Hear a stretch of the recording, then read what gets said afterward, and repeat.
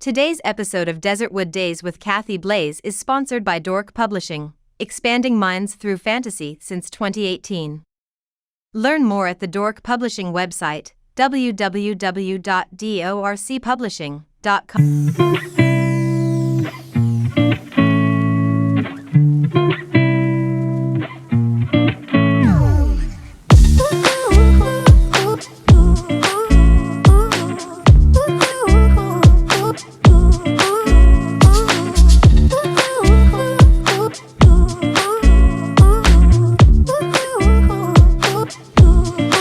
Welcome back to Desertwood Days, and I am your host, Kathy Blaze. Today, I'd like to welcome the beautiful, talented Mia Inez Adams.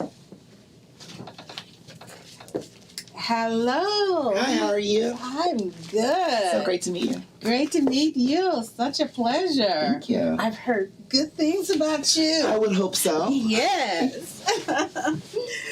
I met a friend of yours. He was in our, no, his mom was a guest on season 2.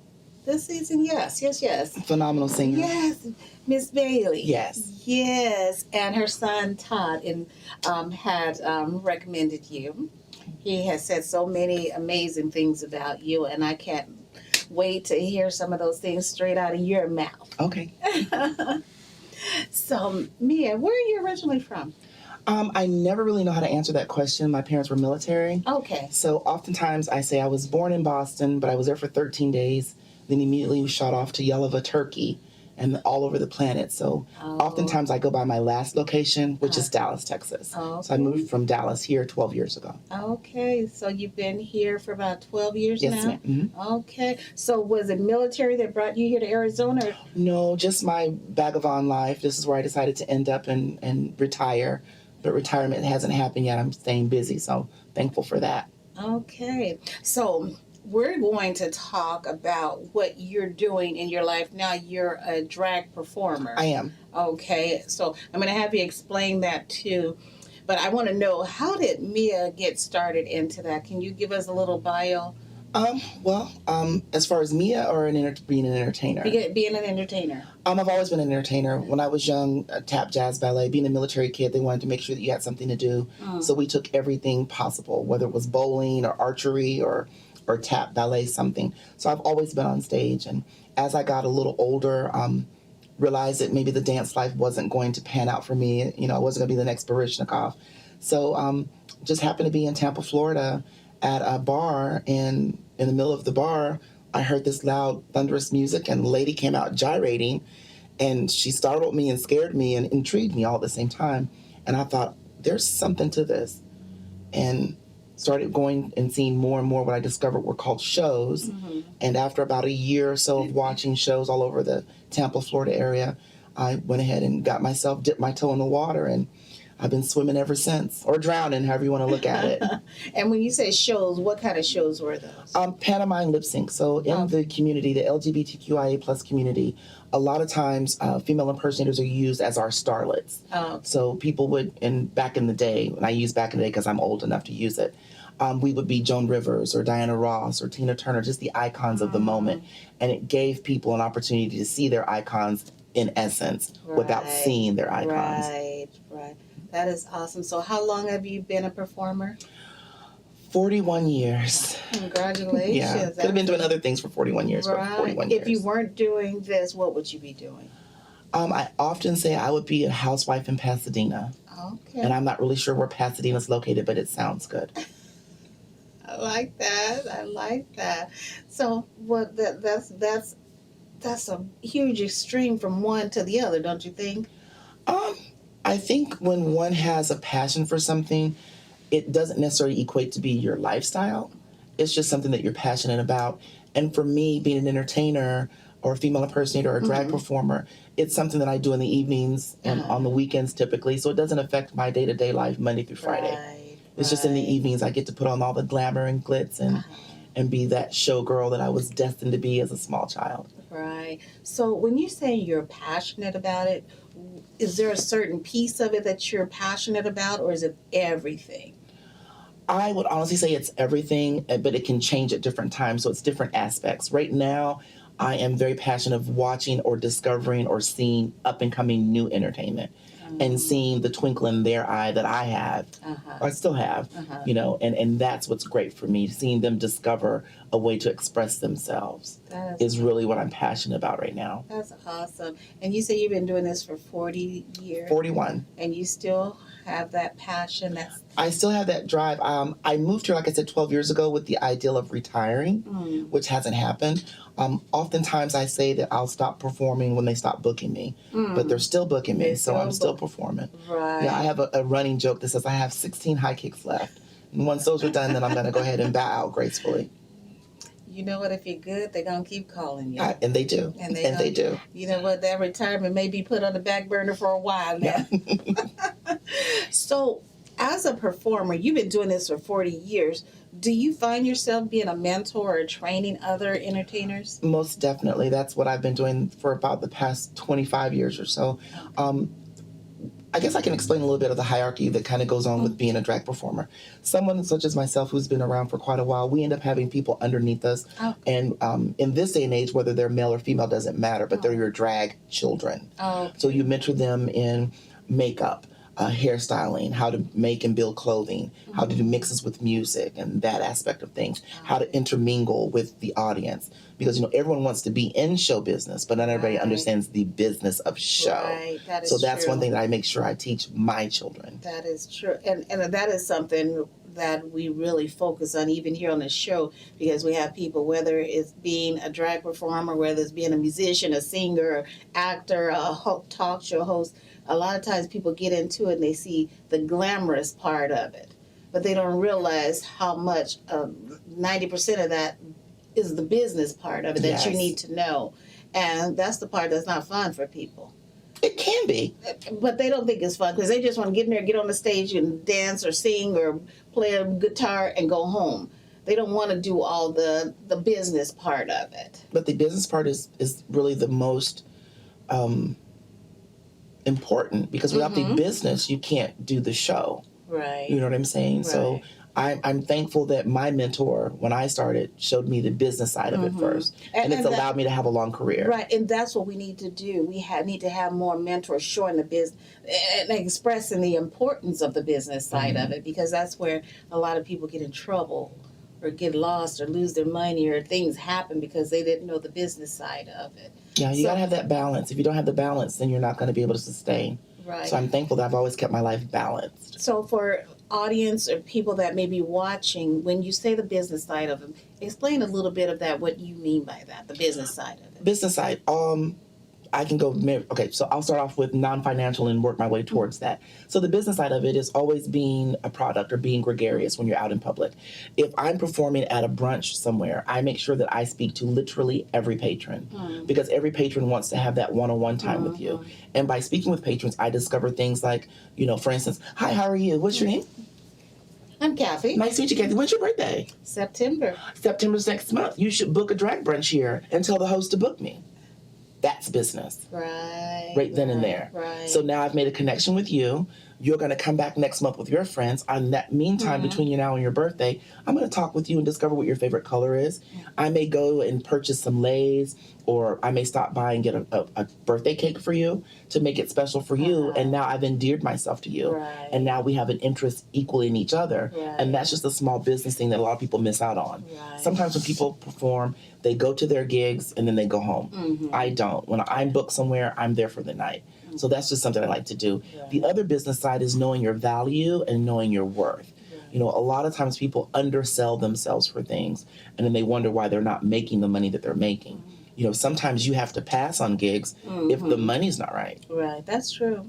That's true. I'd rather stay home comfortably than work uncomfortably. Right. When I know I could be valued at something else. That is true. That is true. I love that. That's great advice.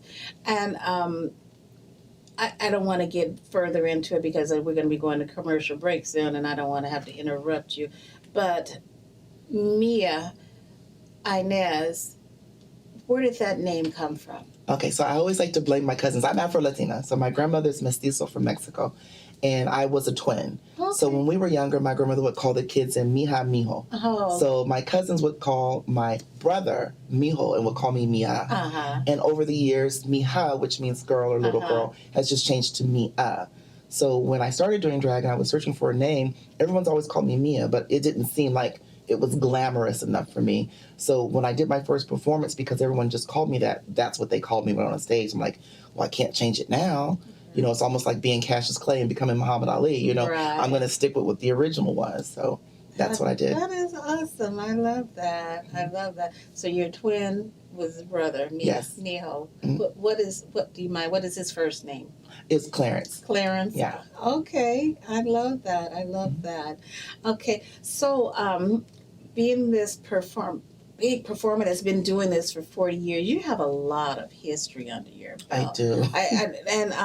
I want to talk more about that history because a lot of that history is here in Arizona also. Mm-hmm. So I want to get into some of that because I know Todd had mentioned a lot of things that you do and some of the historical value to it. Mm-hmm. So I'd like to get into some of that also. Okay. So Mia, I want to go back because you had mentioned something about mentoring Drag children. Drag children. And I'd like you to explain a little bit about that, what you mean by drag children. Well, I think the community at large is used to drag performers being primarily men performing as women. Well, myself, I'm a trans female, which means I was born male, but I've transitioned to be female. That's how I live my life. So now in today's society, people have, they're non-binary, they're, non-gender conforming and so on and so forth. So I have drag children who are at AFAB, assigned female as birth, and they perform as men. I also have drag children that are AFAB, assigned female at birth, who perform as women, and vice versa. Some are assigned male at birth and perform as men, and some are assigned male at birth and perform as women. So I think drag now is more encompassing, and it's not just a one-way or one-sided venue. People are coming at it from all forms. If you wanted to perform in drag, you are more than welcome to join us and perform however you want to be. Nowadays it's with the gender non-conforming people, you don't even have to choose a gender. You could choose to be... I can be whatever I want. Yeah, because you're a grown woman. Yes. You can be whatever you like at that part. So if you wanted to be a flower, you could perform as a flower. And that's perfectly acceptable. Okay. That's great information because you know what? Honestly, I've never known of the opposite women performing as men. I've never experienced that myself, seeing a show where there was women performing I as bet men. you have. I just didn't know what I was seeing. Well, there's a movie called Victor Victoria. Okay. And that was a movie about a assigned female at birth who was imitating a man playing a woman. Okay. So it happens. Definitely. I like that. But you know what? We need to know these things. So we can be more accepting of each other. Well, there's plenty of drag in the Valley. You can find something everywhere. I do a lot of brunch shows, which are all ages. So I have from toddlers on up at the show, and they have a great time. It's very PG. Everyone has a great time, and it's very interactive. So it's a good time. Definitely. Right. Okay. Out of all your performances, do you have a favorite or a special person that you like to perform? Again, that switches depending upon my mood and where I'm at. I'm very heavy in the old school stuff because just of my age. I do a lot of Whitney Houston. I do a lot of Tina Turner. I do Eartha Kitt. I also do Eartha Kitt live with my own vocals. So it just really depends. But oftentimes I go to my favorites, which are that, 90s, late 80s, 90s kind of vibe. And that's where I like to, that's my pocket. Okay. While all the kids are being Ariana Grande and Nicki Minaj, I like that, but it's not always suited for me. Right. Yeah. You caught my eye when you said Eartha Kitt. I've never seen or heard anyone talk about Eartha Kitt before, so I love that. Oh, would you like to go cruising in my? Yeah. I love Eartha. I do her live often. I like that. You have to get deep in the pocket to do Eartha. Yes. So I know you brought some media for us to see today. I did. So let's take a look at that, and then after that, you can tell us what was happening there.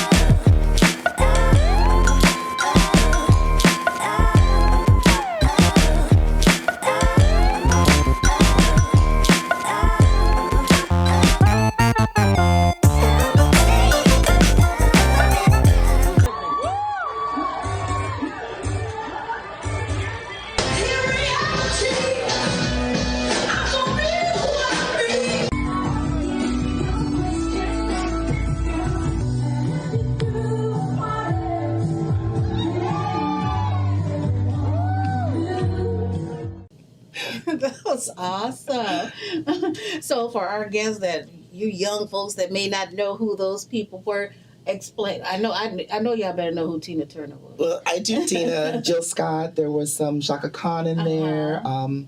I don't remember all the clips because I'm a senior citizen, but just having a good time. I like to close my shows out with a theme song from the Golden Girls. Oh, okay. Because it's something everyone's familiar with and the audience gets to join in. Did you do Gladys? I do Gladys as well. Was that Gladys with the short hair and the? That was actually Tina Marie. Out on a limb, but I do Gladys as well. End of the road. Yeah, that's my pocket. Okay, yeah. I love that. That is awesome. And I like to be comedic as well, so I do.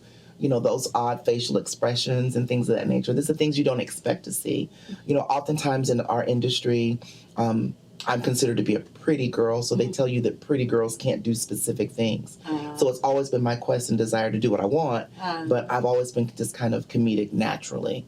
So I make funny faces and things and try to get the audience to laugh and enjoy themselves. So how do you feel when you see yourself?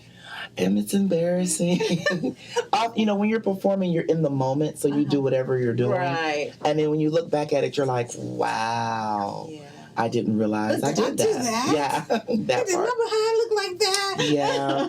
I'm dealing with body imaging right now. I've got this post-pandemic body with pre-pandemic clothing on sometimes. We all have that, dear. Yeah. But it looks good on you. Thank you. It looks good on you. So I want to go back to a little bit of history because I know you've been doing this so long in Arizona. Can you tell me something that's a moment that happened here in Arizona when you were performing that many people may not know about? Actually, during the pandemic and the Black Lives Matter, we often do a lot of charity work. So we did a benefit for the chapter of the NAACP out of Tucson. It was an interesting experience. Being a trans woman and a woman of color, when we went down to have the meeting with them, they just looked at me and saw me as a woman of color, no issue. Unfortunately, later when they discovered I was a trans female, I was treated a little bit differently. So that was a little upsetting, but we still did our benefit. And I was thankful to see people embrace who I was while I was there in a position of aiding them. And if you know anything about me, which you'll discover, I'm very vocal.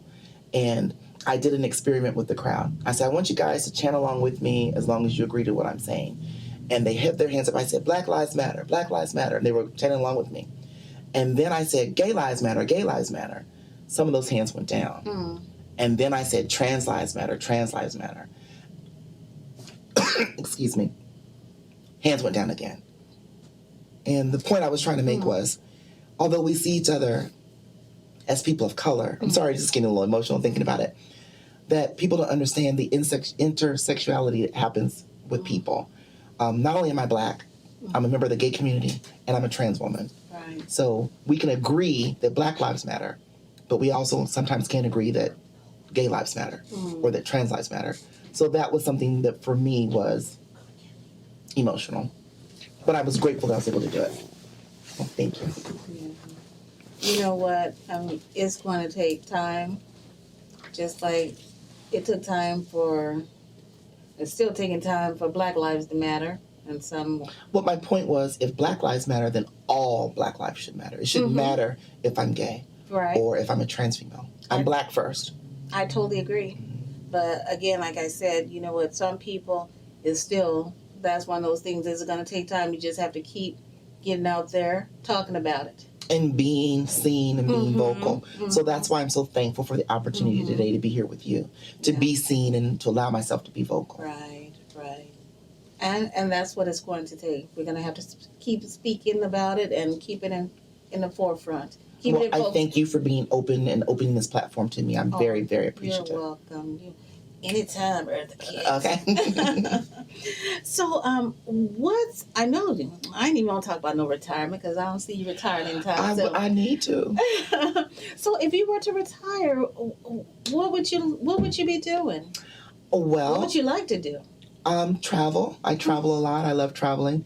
I cook quite a bit too. People have been trying to get me to do cooking segments, but I'm just not tech savvy. If I knew how to do the technical stuff, I'd probably have my own cooking channel on YouTube or something. And what's your specialty? Everything. I can cook it all from Southern to Italian to Mexican, Asian food.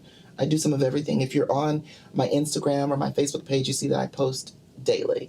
And I'm an old school cook because I cook from scratch. So, I'm still snapping green beans and shelling corn and picking peas. Cook. That's the good eating. Yeah. So what advice would you give to, I'm not even going to say, I want to say to a young person that's out there listening to you today? Because you know what?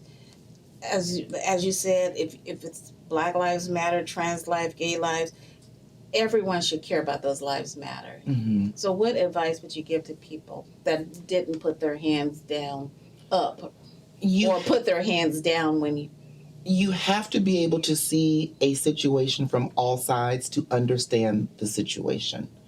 If you're only seeing a percentage of the situation, then how can you make 100% of a decision about it if you're not seeing the whole 100%? You know what I'm saying? Right now in legislation, I hate to be political, but they're trying to decide what can happen with women's bodies. I think that people who are not in a position of being able to force to reproduce shouldn't have a say-so. I hate to bring it down for a second, but if a man was to be assaulted and sexually assaulted in a way, shape, or form, he's not going to become pregnant by that. Right. You know what I'm saying? And be forced to carry a child into this world that no one would want, much less the person. You know what I'm saying? So I think when it comes to reproductive rights, that's a women's choice, women's rights. And women should be the only ones that making decisions about their bodies because it just doesn't affect men. Right. But unfortunately, you have all these men who want to be able to tell you what you should or shouldn't be able to do with your body when they're not even dealing with the issues that you have. So what advice are you giving at this time? At this time, I'm saying no new people. I'm saying all new people. Vote everybody out. Vote them all out. In this country, the presidents are given 4 years, sometimes 8 years, but politicians are often in office 40, 50, and 60 years.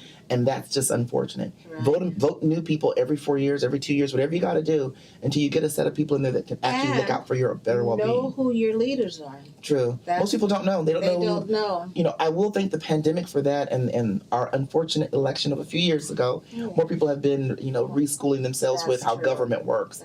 That's been a great, godsend from that. True. Again, where can our audience reach you? They can find me on Facebook under Mia Inez Adams. Instagram also Mia Inez Adams. I'm all over. You can find me on YouTube if you just put my name in. I'm all over YouTube. Where can they catch you performing next? Tonight, I will be at Cobalt at 7 o'clock for Follies. On Sundays, I'm at Stacy's. I host my own show called Magic. It's an all-melanated cast of entertainers from a diverse cast. There's live singers, dancers, some of everything. If you follow me, like I said, on Facebook or Instagram, you can see my schedule for the month. I also still travel very avidly, so you can catch me all over the country. It was such a pleasure having you here with us today. Nice to meet you. You're beautiful. Thank you so much. Thank you. And thank you for joining us here today on Desertwood Days, and we'll catch you next time.